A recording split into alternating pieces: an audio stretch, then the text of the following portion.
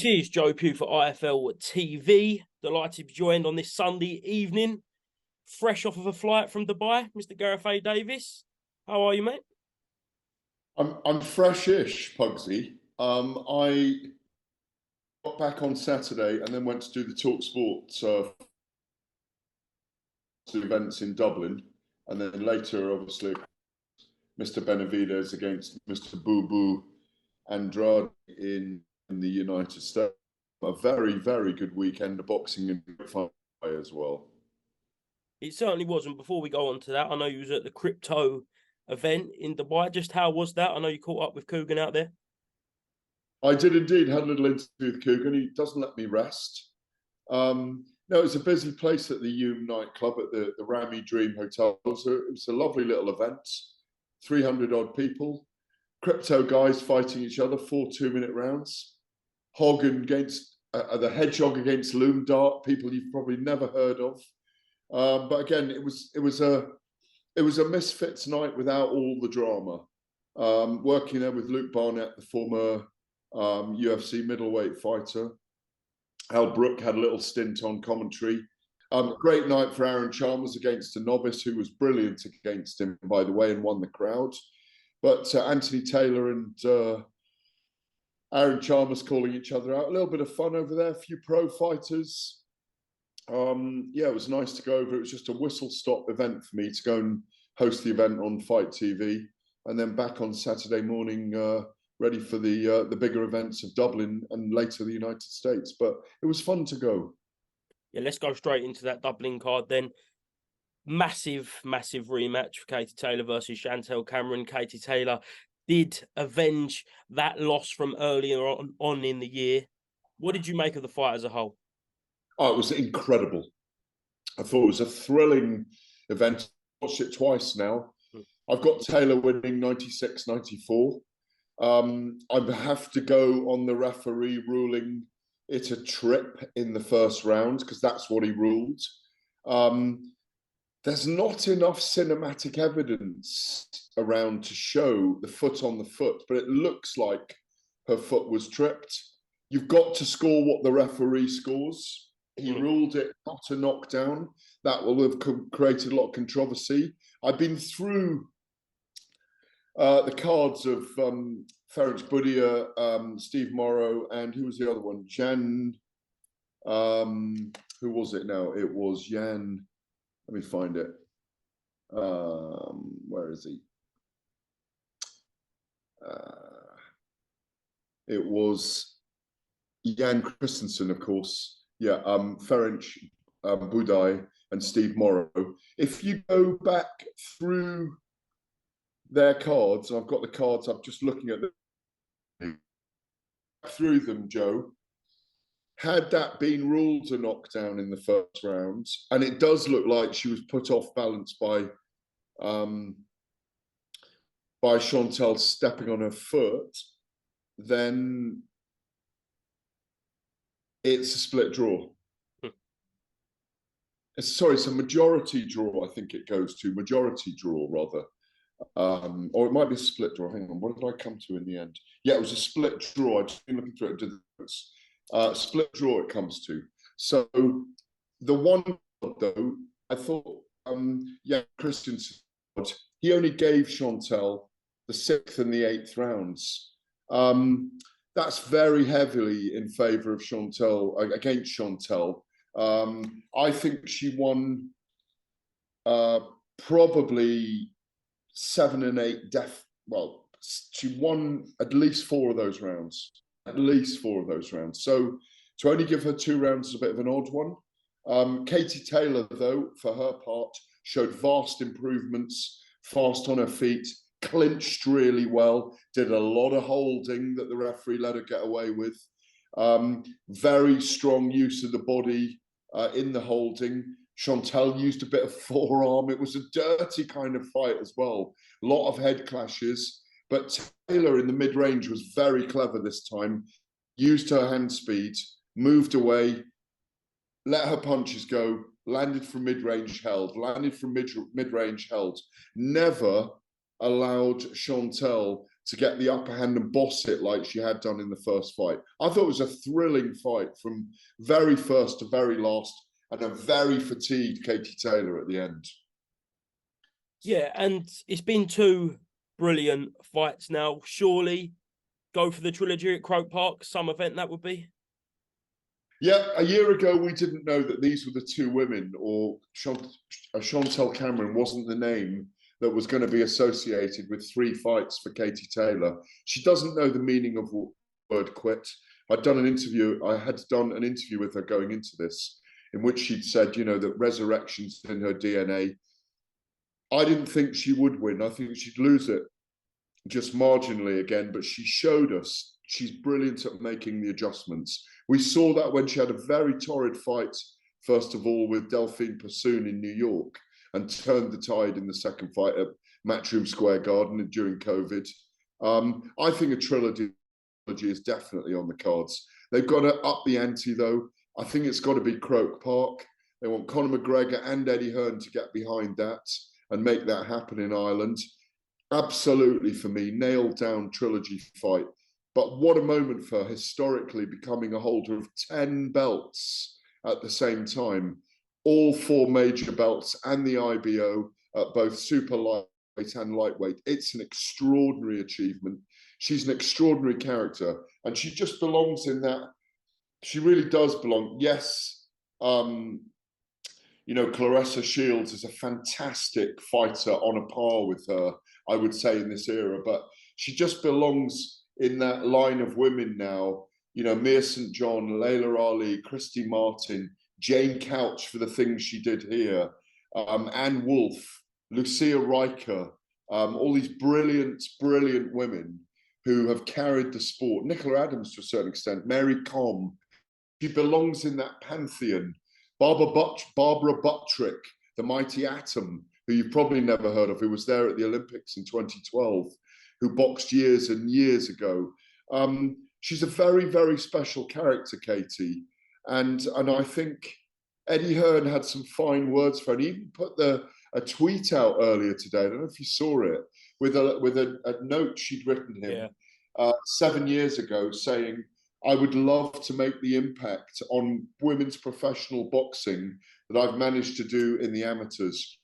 She's truly done that now. And I think it's an even bigger story, Joe, that she's come back from defeat to win. She's just shown a true heroine and champion. And yeah, I think it was so close. I'm not buying 98, 92. I don't know about you. Not buying that Chantel only won 2 of those rounds. It was so close that they should just do it again.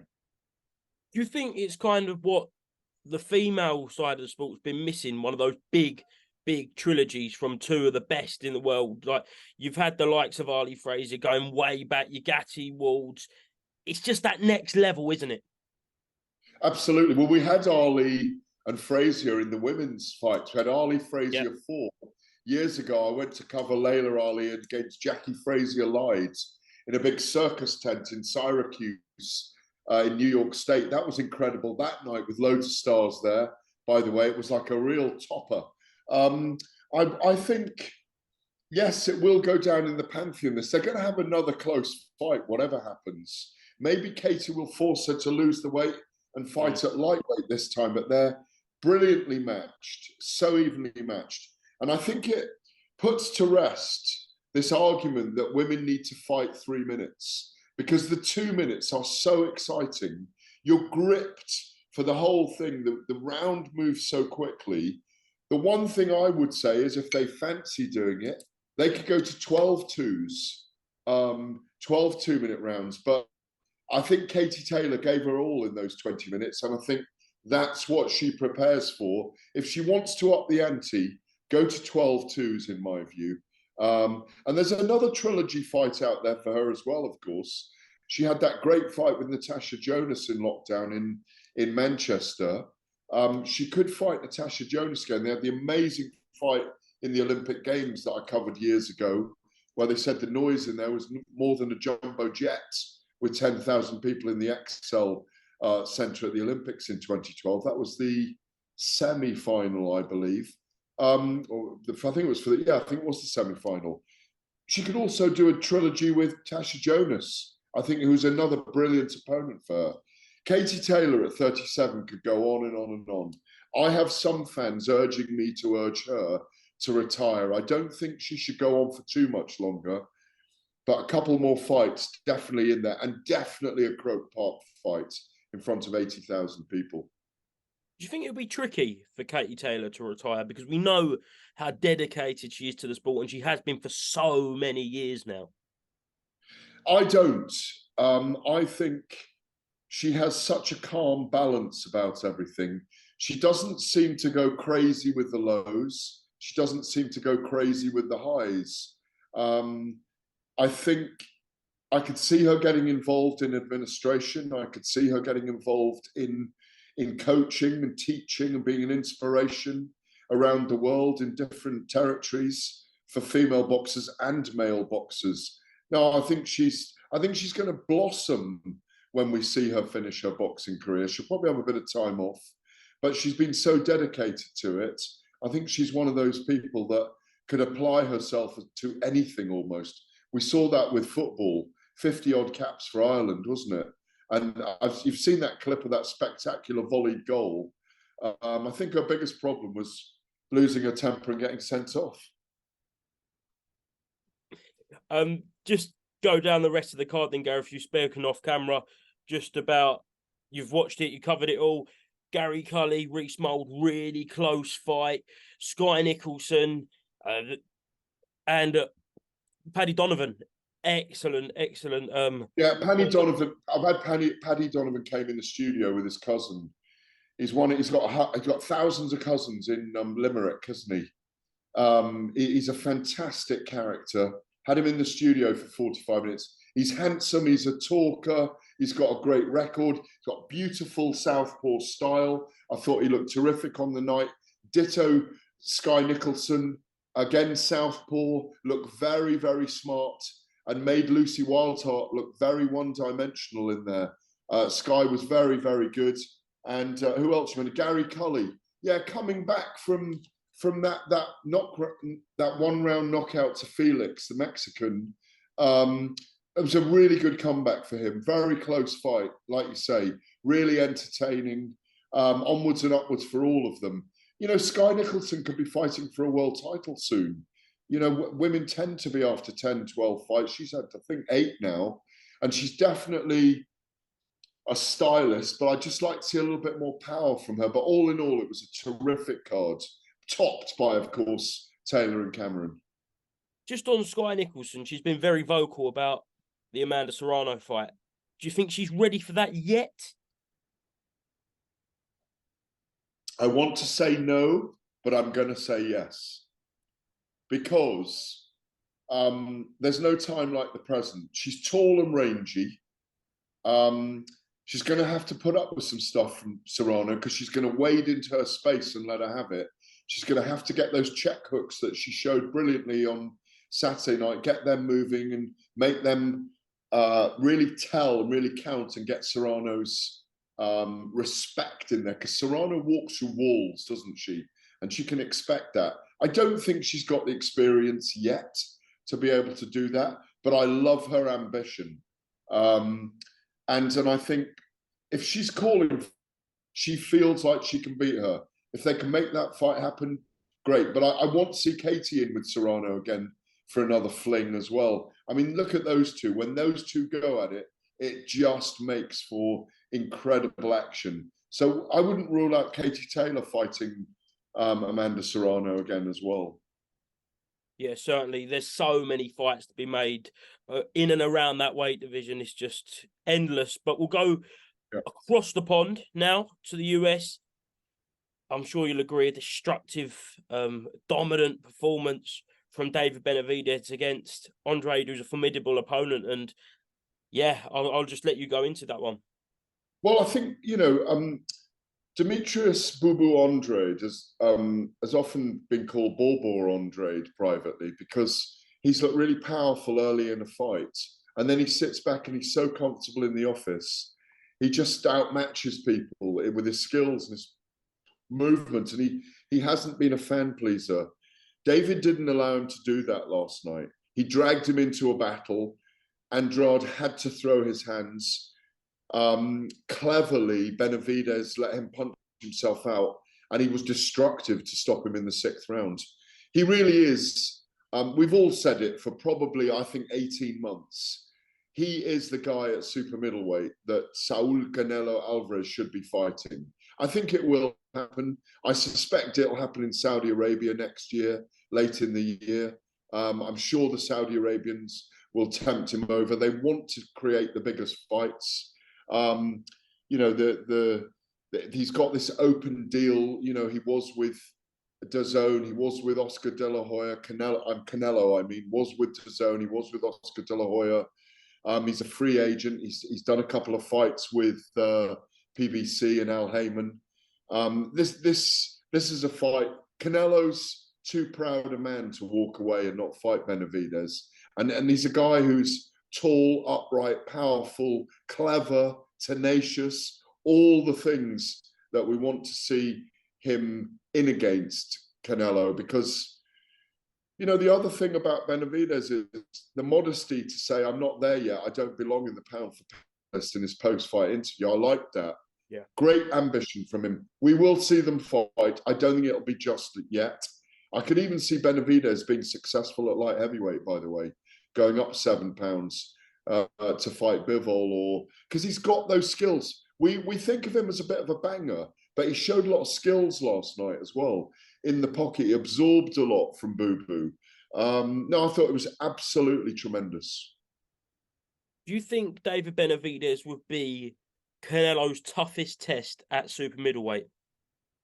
I think so far, no question. No question. But we've thought that for probably a year and a half. You know, when he was pinging people away. The victory against Caleb Plant just cemented that in the manner of which he does things. And he doesn't ever get too out of his own lane. Yes, he said a few words about Canelo and the fact that Canelo's avoiding him. I'm not sure Canelo's avoiding him. I think he's just waiting for the right time. I would be very disappointed if Canelo doesn't face Benavidez at some point before he hangs up the gloves. Who else could Canelo fight next, and if not Benavidez? Because it seems like the stars are aligned for them to fight each other. It seems like, as you said, the right time. Well, I mean, obviously, Dimitri Bivol has got Richard Rivera on December the 23rd, hasn't he, in Saudi Arabia? No, so that frees him up Lyndon for Arthur. like maybe a February.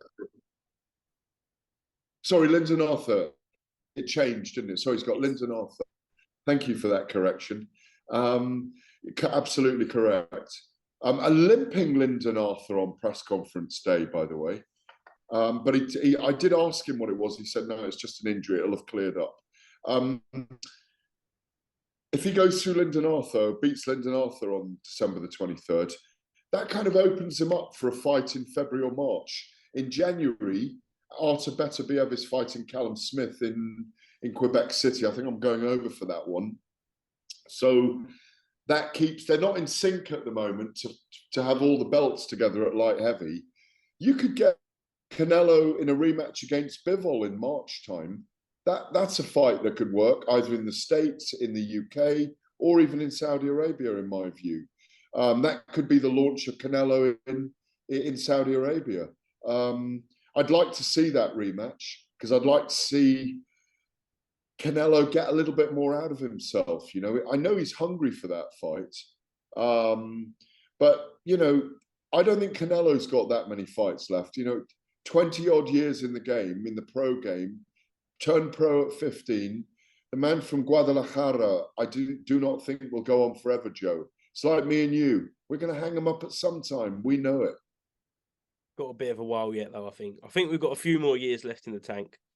Yeah, well, we've got a fight yet, haven't we? Apparently, we're being lined up for some kind of media misfits fight at some point down the line because you're nearly down to my weight now. Oh no, I still think I've got quite a few pounds left. I think you'll have to come up and make a catch weight, Gareth. No. Well, I'll come up a little bit, but I need you to lose. I don't want you too big. I don't want to be feeling that big power that you've got. I really don't know about that. But would you be shocked if Canelo doesn't fight in Saudi Arabia before the end of his career?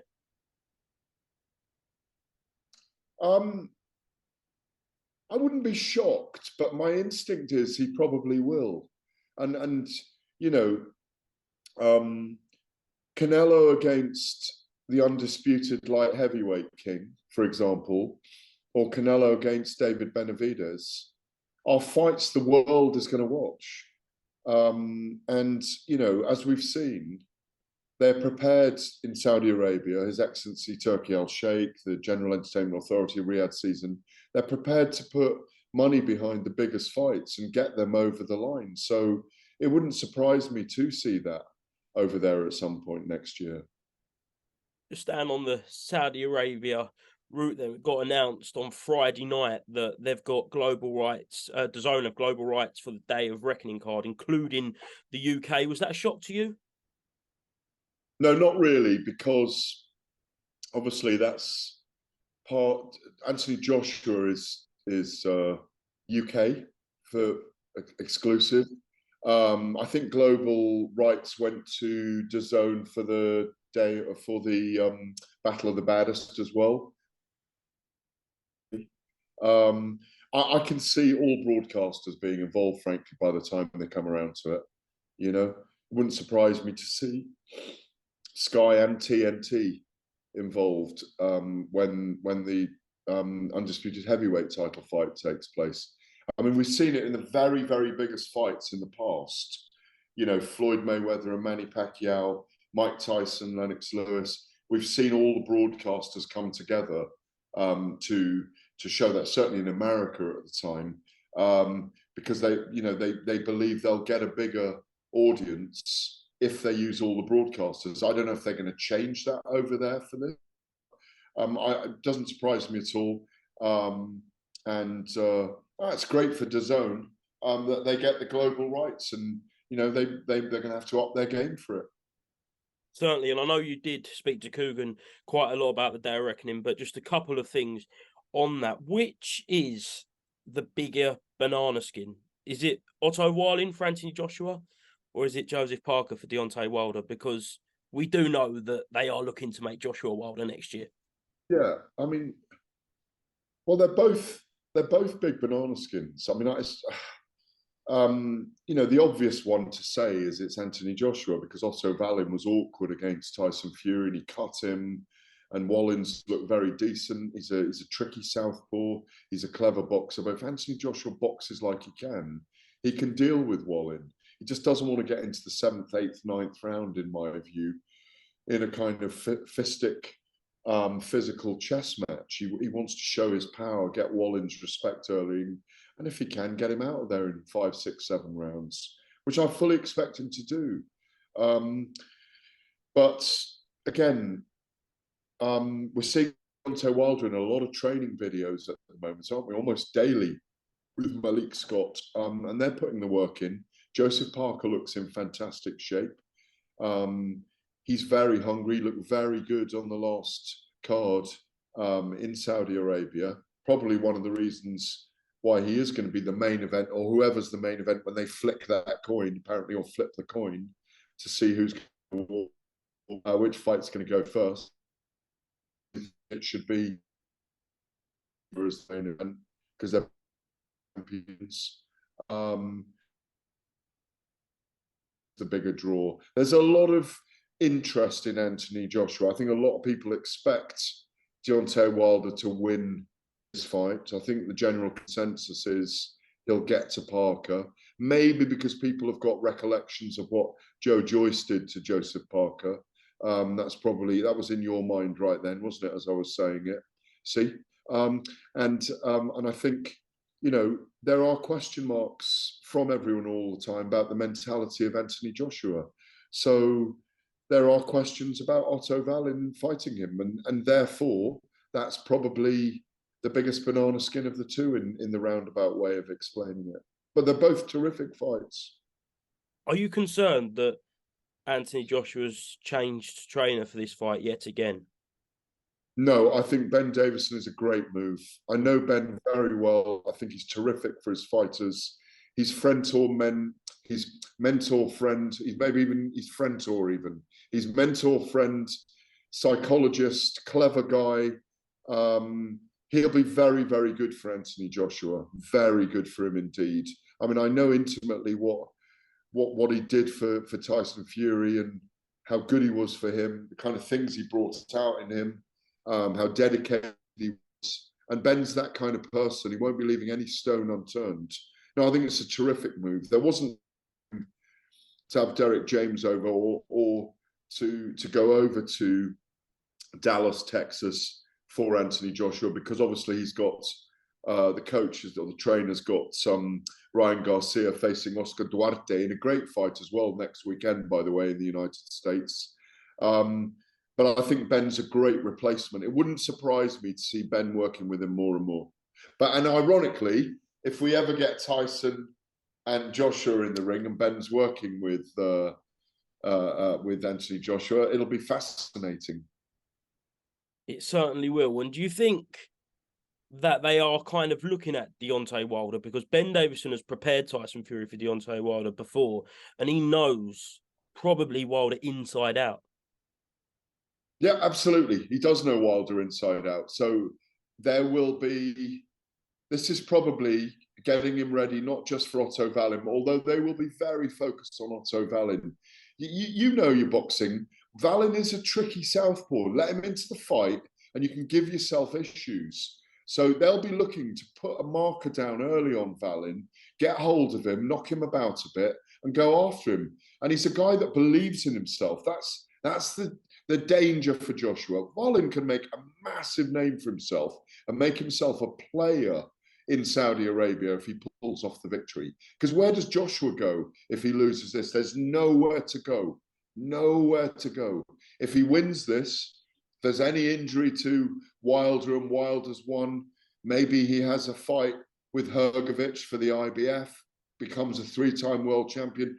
We can make the best laid plans, but expect the unexpected to happen in boxing, and especially in heavyweight boxing, both in the ring and outside the ring, Pugsy.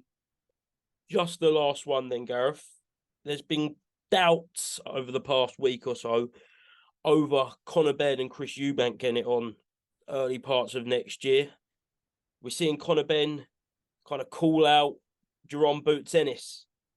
Do you think that's a viable fight for Conor if the Eubank fight doesn't happen? And yeah, how would that go down? Really tough fight, Boots Ennis, by the way. He's one of the dark horses of the division. And we need to remind, I'm not knocking on Conor here at all. I love the ambition, notwithstanding clearing his name and getting his license back and all those things that need to happen, obviously. He hasn't fought at world level yet. I mean, I do like the Chris Eubank fight, but I do think it's a mismatch at middleweight, given the levels that Chris Eubank's fought at and the levels that Conor hasn't fought at yet. But he could go out there and surprise us. I love his ambition. We just want him to clear his name and then get his way back, but take his time. Don't be in a hurry. Don't be in the biggest fight straight away. Work your way into them. But if he fights Boots Ennis, he draws a crowd, he draws eyes. He's a fascinating character, is Conor Benn. So, you know, he's had a couple of journeymen he's gone through in Van Heerden and Chris, I forget his surname right now. It's something I'm struggling. Chris Algieri. He's had his time out. He looked all right on the comeback. He was a little bit of ring rust there. But I don't like the idea of going into massive fights straight away. And Boots Ennis is a dangerous character. He's a dangerous character. He could be the guy that, I've thought for a while, he could be the guy that takes over the welterweight division. You know, when Terence Crawford is gone or moves up or disappears from the division. So that's a big call. But I love his ambition. Simple as that. Gut feeling, does Benn Eubank happen in the early parts of next year? If the timing, the money and the ego is right, then yes. But I think it's a tough fight for Conor. And I think it's a little bit of a mismatch if Benn has to go up to middleweight and Eubank is allowed to be a fully fledged middleweight who'll be a super middleweight on the night, you know? Yeah, definitely. Gareth, I think that just about covers everything. I'm sure I'll speak to you after a big week in Belfast for Condon versus Jordan Gill. But for now, I'll let you enjoy the rest of your Sunday night. You doing anything else this evening, Gareth? No, I'm just having a chilled out evening, Joe. A lot of traveling this week. Just getting set up for this week. I'm doing a bit of filming, and I think I've got a press conference Tuesday or Wednesday in London as well. So nice and easy night. Nice and easy. Gareth, thank you very much for speaking to IFL TV, and I will see you soon, my friend.